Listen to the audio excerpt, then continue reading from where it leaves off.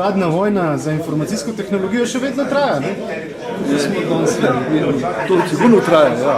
Ampak ključna je bila dobljena, ne? Glavni standardi in vse izhodišča so omenjeni.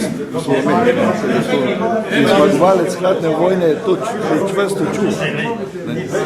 Američani imajo pod svojo kontrolirajo znanje, kar se tiče informacijske tehnologije. Ne? Definitivno.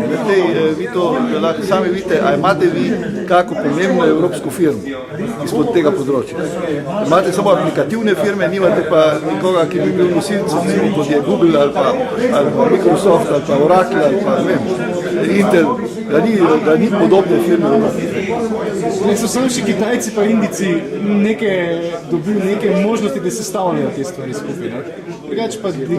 Kitajci in Indijci delajo to na nižjem nivoju, kot delajo Tehna.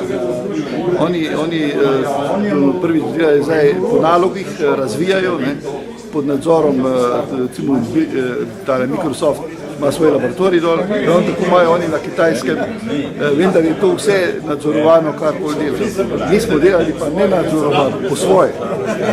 Od leta 1980 pa tam do 90 smo bili bomo rekli, kar zajeten subjekt na področju informacijske tehnologije, ki pa ne nosi zadnjo vpliv tudi na svetovno politiko. Mi smo imeli neki subjekt, da bom bolj točen, od leta 85 do konca, do 1989. Taj smo res v Evropi edini, ki smo imeli svoj razvoj, svojo strategijo na tem področju in smo bili tudi edini pravi partner ameriškim firmam. Vse drugo so bile ameriške firme v Evropi in tisti, ki so delali, inštalirali, sestavljali za ameriške firme, ne pa pod svojim imenom ali pa svoje blagovno znamko.